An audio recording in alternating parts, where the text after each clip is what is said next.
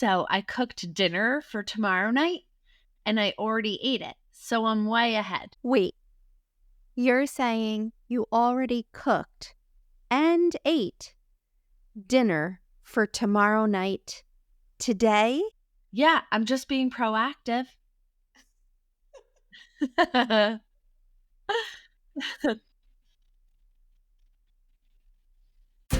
Welcome to the Career Corrective, your career lifeline that gives you laugh lines with Jenny and Allie.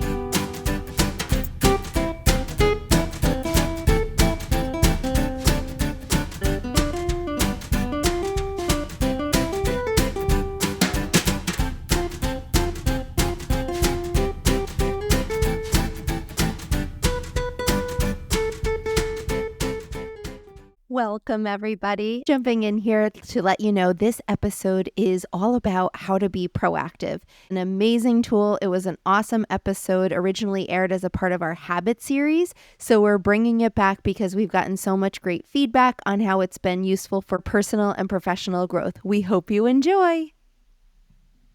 Thank you so much for joining us. Today, we're continuing our habit series.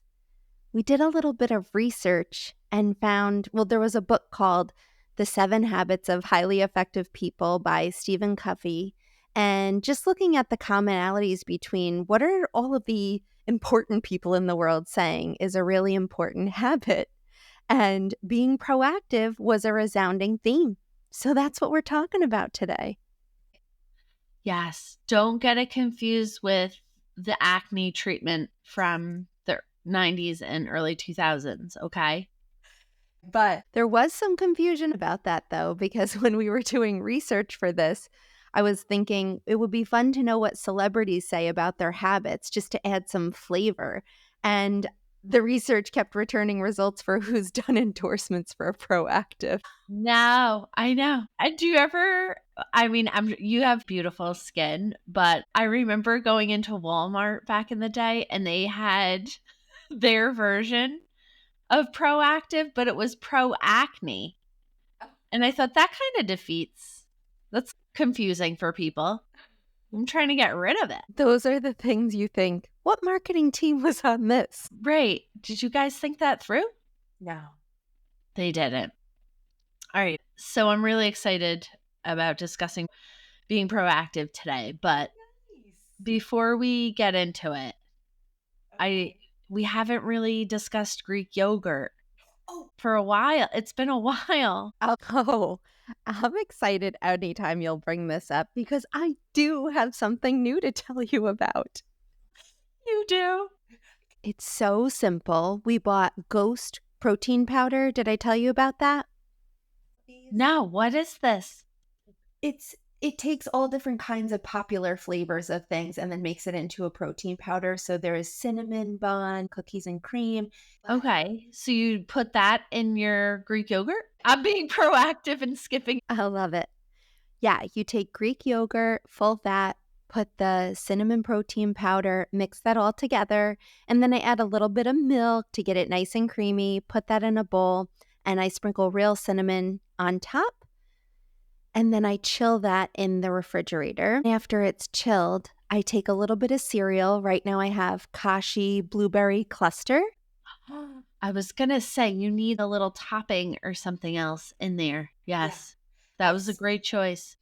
Thank you. I really appreciate your cereal support. I'm really trying to help you with making your yogurt dreams possible. I appreciate it.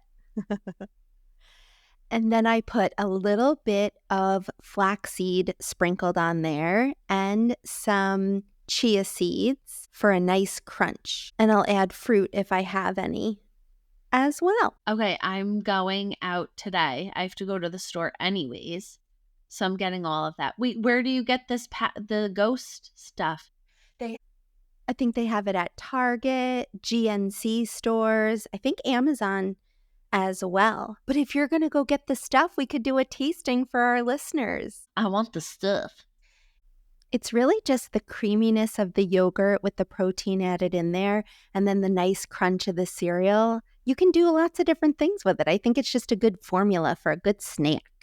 Yeah, I've been doing that for as long as I can remember. Putting This is breaking news. I haven't shared this with you. It's been my secret for a long time. And I do add either strawberries or raspberries to it. So simple and so delicious, right? Delicious, yeah. And that crunch you get. The perfect snack. Absolutely, especially if you're busy throughout the day. It's so easy to just assemble. Yeah. I like the blueberry and the cinnamon combination, Cinnamon on anything. especially in the morning. Mm-hmm. It's just so comforting.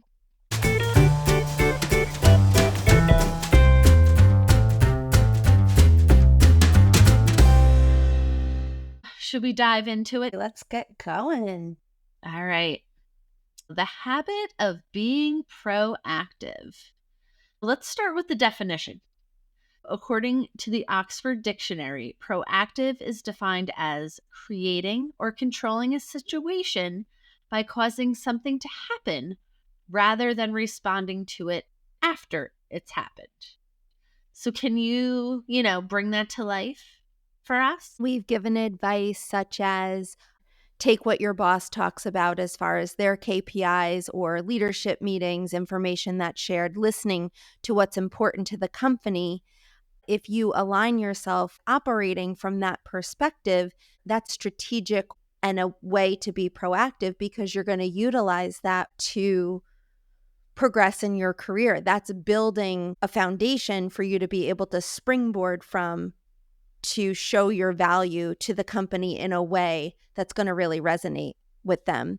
So today we're really isolating out the term proactive, but you'll see some recurring themes that we've touched on before as well. An example of how I've done this in my career is that there was an initiative for customer retention to increase. And I was, of course, in human resources and worked with the interviewing team to assess for customer-centric minded potential employees in the interview process. Our thought was if we can get people attracted to the company and hired into the company who have that mindset already, then customer retention will naturally increase because this is the perspective from which they work. And then worked with the training team. The training that we provided would reinforce that that's something that would be important in their role at the company. We tracked the progression and promotions and contributions of the people that we hired and trained in this way to show the data that we really made traction in contributing to that KPI. Of course, I still had my job description and all of the work that I needed to complete regularly. I just tweaked the perspective and how I could get that work done and embedded that within to what I would be doing anyway. Holy smokes. How would you? Okay, so you're an anxious achiever. You're overloaded to begin with.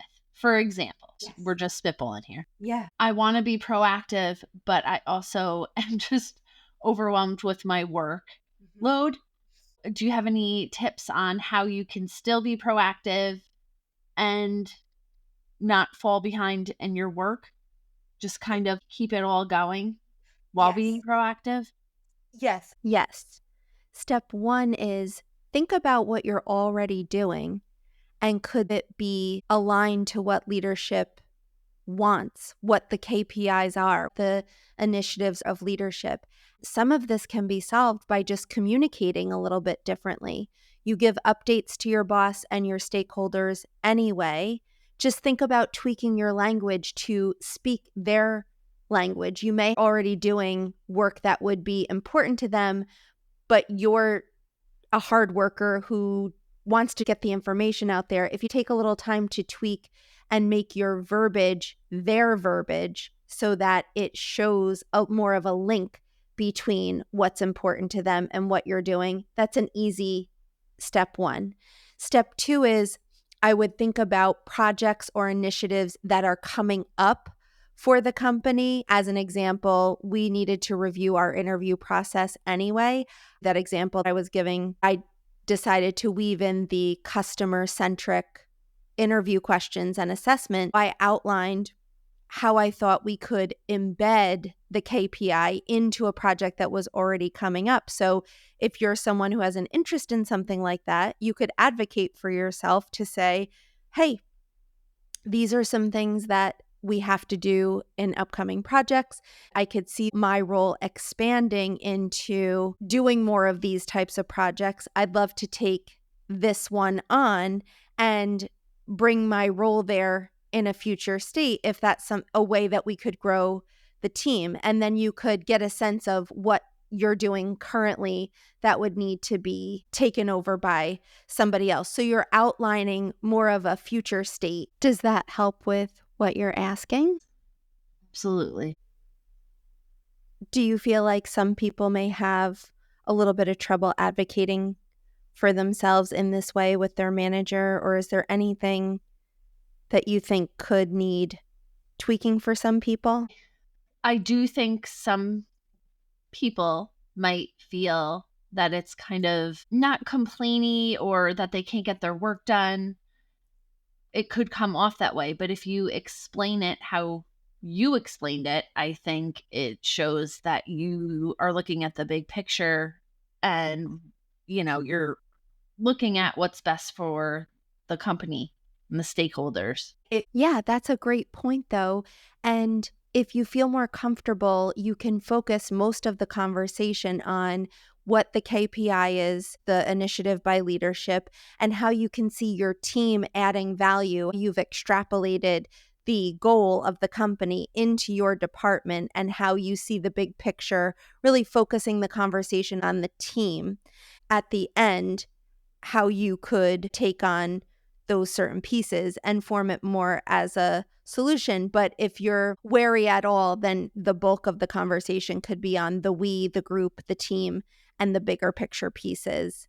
Just don't miss an opportunity to advocate for yourself. It's something that really would make you happy as a way to contribute to the company as well. Okay. So it's all how you communicate always. Did that second version and those tweaks help with what you were thinking in being empathetic to how some people might have a hard time with the first approach? Yes, it did. Thank you. I'm here to be a communication vending machine. If you don't like the first product, we can just get you a new one. We can just get you another one. You always have lots of great options. There are so many times where I come to you, hey, this is the scenario. And you're okay, you could do this. Oh, I don't know about that one. And then you're like, well, another option for you. It's so true. And I'm empathetic to the fact that so much is dependent upon the situation, your personality, the recipient's personality, all of those details. So I always think, let's give as many choices as possible to make sure it's right. You're the one who has to deal with the situation. So we want to make it as internalized and natural as possible. It has to feel right for you. Absolutely. Yes. You have to know how to follow it through. What we're all about. Stay true to yourself, but doing some of these things that could benefit you might be navigating new territory. So we're always trying to find that space on the continuum where those two things meet. Yes, I love it. Can you share what you know from your research about the benefits of being proactive? I think we'll do a couple of episodes on being proactive, but starting with the career, the research shows that you're going to progress, you're going to grow, you're going to find success in whatever that means to you. Just the simple example we were talking about earlier, where you align yourself and what your work is with what leadership values, then you're going to make yourself a standout and you're going to establish yourself as somebody that deserves to be promoted. They're going to want to take good care of you. Like you're in the Mafia. Take good care of you. Don't worry. You're going to get a caddy.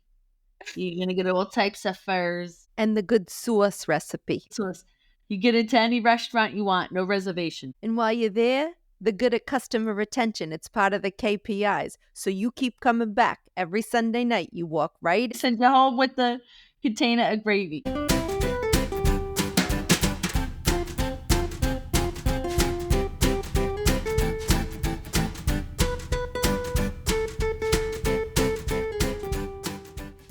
According to research the Journal of Vocational Behavior did, proactive individuals experience greater career satisfaction.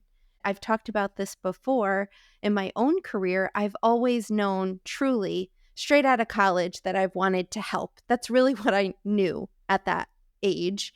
And that's why I took my degree was called organizational communication.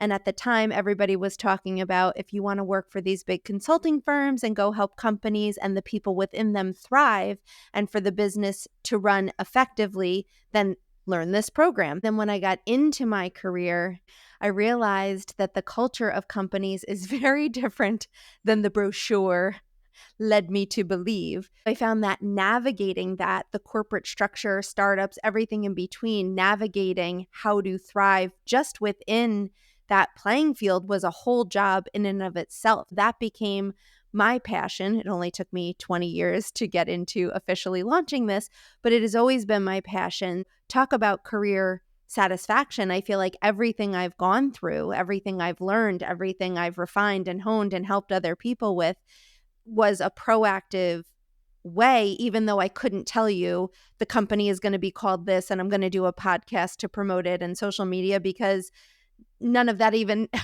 existed at the time. But really, doing this stuff could have led to nothing better for me because I thoughtfully progressed in my career in corporate, but I put time aside for reading and going to seminars and learning and helping people with their career stress and career goals, because that's my career satisfaction.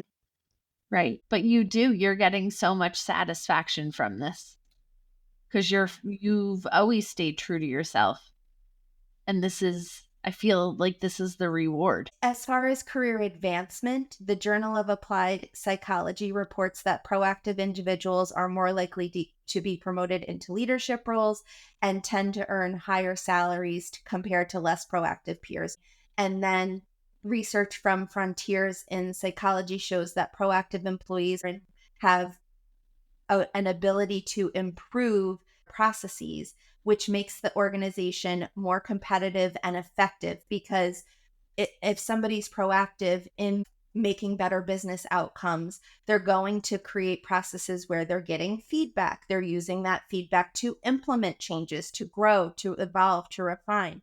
If you think about coffee before Starbucks, you never would have dreamed it could be a multi-billion, trillion, whatever they are, business.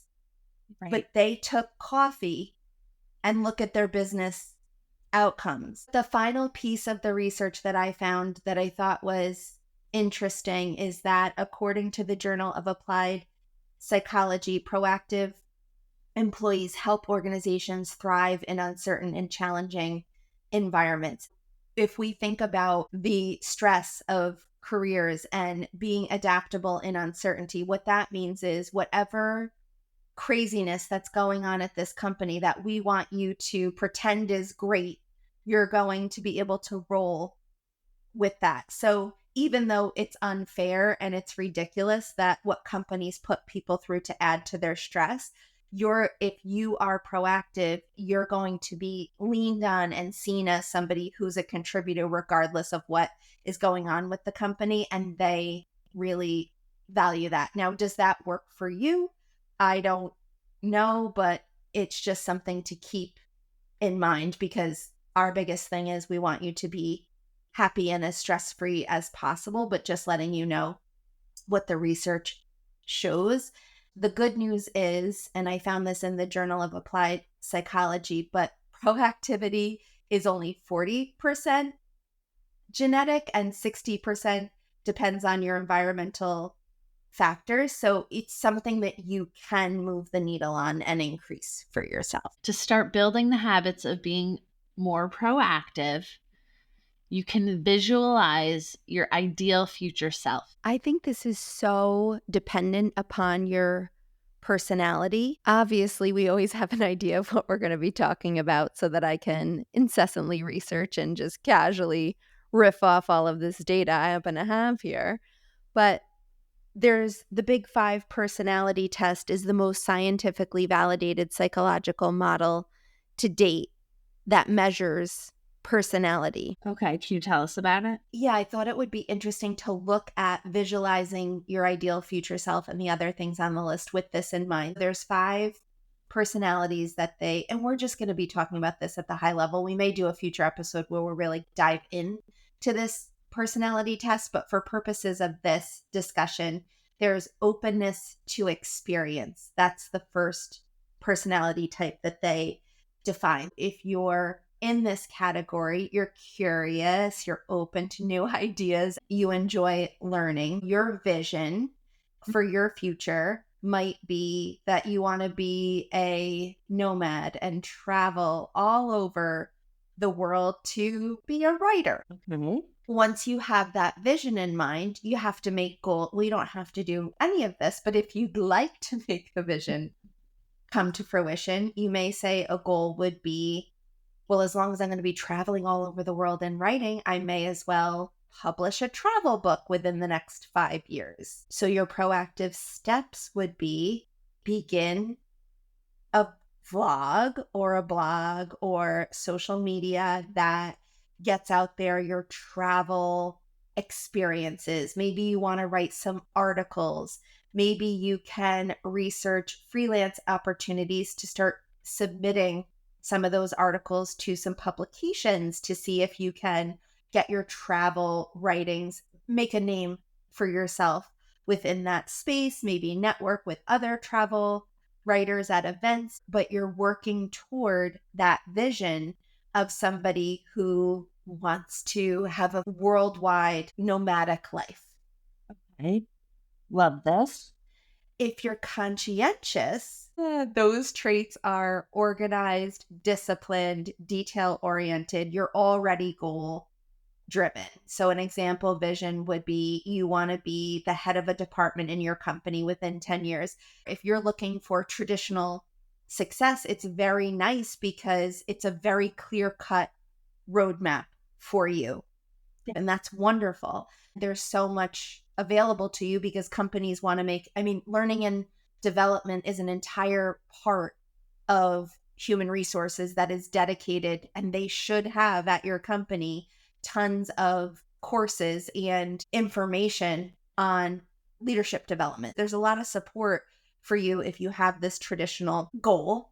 This is just talking broad stroke, but you want to see what certifications you would need to become the head of the department or head of the company, whatever your goal is. And then you want to build a track record of being successful in the areas that they want for these leaders. Your proactive steps could be enrolling in those leadership development courses, getting a mentor, volunteering for challenging projects, build your resume basically. Okay, so you could even just keep a journal and jot it down. These are the steps that I need to take to get there. Yes. The next personality trait is an they don't call it an extrovert. I think they call it extroversion. Like extroversion olive oil. You're going to want to take a little vinegar. Balsamic, please. If you're an extrovert, obviously you're outgoing, you thrive on social interaction. You might think, let me run a successful event planning business in 10 years. I don't really love my corporate role. Extroversion is not my personality type, but this type of goal was what I was talking about before for my personal experience. Having something outside of my day-to-day work that was always my dream. This is very similar to that, where if you want to run an event planning business, then you have to think about, what are my goals within that? I need to start with a side hustle, plan local events, build up my client base, and the steps to do that.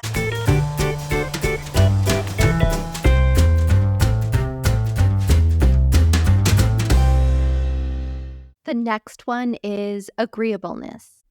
You are cooperative, empathetic, prioritize harmony in relationships. I think a lot of our anxious achievers have pieces of this. I do, and I think you do too. Yes, that resonates with me. I'm not afraid to blow stuff up, though. That's the difference between us. This is true. Hey, I want it to be kumbaya, but don't test me. Do not. But that's what you're working toward as well. So, Absolutely.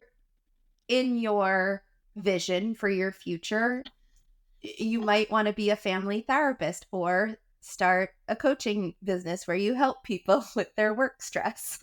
Your goal would be to learn all that you can learn about being a family therapist, then work part time for a support group, be a facilitator, do anything you can to gain experience. And also for myself, I found that I've been coaching people on my own for the past 20 years. And I began with coworkers have a problem. I would be the go-to person to help them. And that's where it began 20 years ago. And I think that's the important thing. If you're volunteering, if you want to be a family therapist, volunteer to facilitate groups that are already happening. Do anything you can to watch your skills be implemented, learn from them, be dedicated, get your own flavor of how you want to do this. It only can enrich you and make you better. You can start with the smallest ways to be able to do that. You can get yourself involved in small ways to start. You can volunteer at a local crisis hotline. Think about how you're going to have to be an active listener for when you're doing that career, and then build relationships with other therapists, get guidance, mentorship, things like that too. You always want to be bringing the best version of yourself, whatever that is, into whatever you're doing. And the satisfaction that you'll get from that in your life, even before your dream is achieved, is, that's a reason in and of itself to be proactive with that kind of thing. Right. It also kind of lets see if you want to take it in a different direction as well. That's so true, because I was just thinking at one point in my career, I thought, do I want to be a massage therapist? That's helpful to people. And I had a good friend say to me, you're not really a touchy-feely person. And I thought, great point. I'm just going to massage you with my mind. I don't really want to lay hands on you. It's a different type of massage. Yeah. It's really also about investing in yourself and kind of getting clear the more you do it. And yeah, I think just by the act of doing is really going to be beneficial. Right. Maybe you have this idea of what your talents are and that you want to contribute to the world in being that family therapist. But then as you're doing and volunteering and learning more, you find, I really do well with people who are recently divorced. And then you can hone in and grow your area of expertise in that niche of helping those people specifically. I also love that you said invest in yourself, because one of the things that I found from working on this, helping people for so long in their professional goals and personal goals, is that the actual doing of that process not only helped me refine where I could add the most value and what my passion truly is, it really built my confidence in the ability to do so. So that is pure gold. Right. Exactly. Because you're connecting more with yourself. 100%.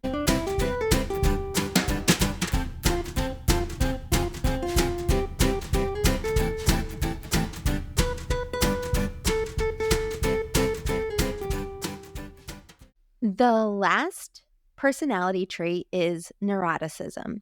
You have low emotional stability, prone to stress, but often self-reflective and focused on improvement.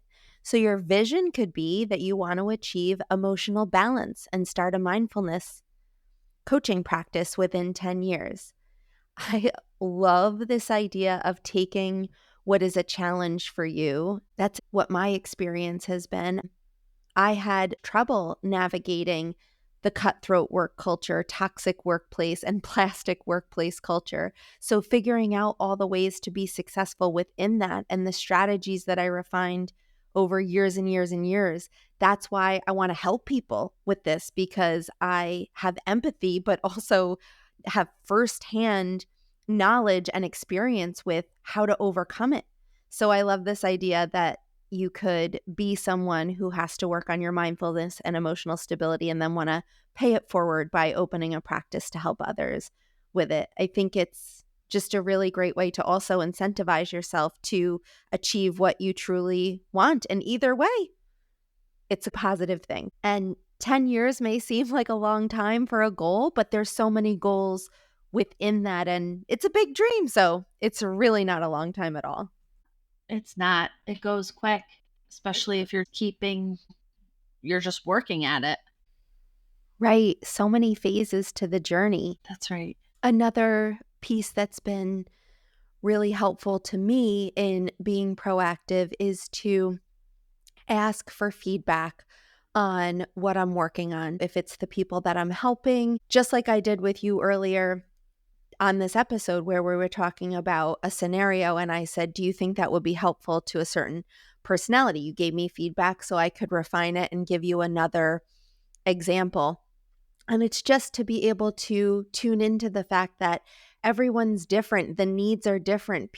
Diversity of thought and getting that information is invaluable because the right solution at the right time for the right circumstances is very nuanced. And so refining your skills and honing your skills, a big part of that is understanding how it lands for people in all various situations. And I know it's hard to hear, but wouldn't you want the chance to always grow and have the chance to make things better and better? Right. Yes, you would. On the other hand, Sarah Blakely, who founded Spanx, wrote Be Scared and Do It Anyway, which I absolutely love. She talks about her journey in starting the company, that she thinks it's important not to tell anyone what you're working on. It leaves you open for people to put their input and kind of poo-poo it a little bit. Even if they are supportive and are cheering you on, you don't want to feel like you owe them a deadline or anything. It's about yourself. So keep it to yourself. So how do we reconcile asking for feedback and not telling anyone? Right. We have to clarify that for our listeners. When we talk about seeking feedback as you're honing your craft, it's giving the right information to the right people to be able to better understand how you're doing and how you can evolve, grow, and change, but sharing in a way that is segmented and makes it so the feedback is useful to you based on a particular instance. You're not giving them the full picture. You're not pouring out your entire idea and asking for validation so somebody can give their feedback. The way I approached it is thinking of the various people that I know and their area of expertise and getting specific feedback as I was going along in my journey on something that would align with one of their strengths. That's what I mean by seeking feedback. It's not to get encouragement or support because they may not be able to give that to you. So that would sap your energy. You don't want to do anything to derail your dream, of course. So really, it's the habit of owning your mindset. Right. Being proactive, you'll always keep that vision in mind of where you want to go. And that's why I thought it was good to break down the example we used today by personality. If you're someone who has openness as your personality trait, you can use your curiosity to reframe challenges as opportunities for learning. As an example, if you're working on something as a part of your goal that's not going well, you can reframe it to say, what are some other ways I can tackle this? What other approaches haven't I tried? Hit the reset button and say, this is something that I want to make happen. So I can either see it as a setback that can derail me or look at it from a different angle to find a solution. And of course, no matter what your personality, owning the mindset is having that long-term vision as your beacon. And as you come up against roadblocks, you find the one piece where we can move that needle, learn from it, solve it, and use what we learned from that example to regroup and move forward. Yes, well said.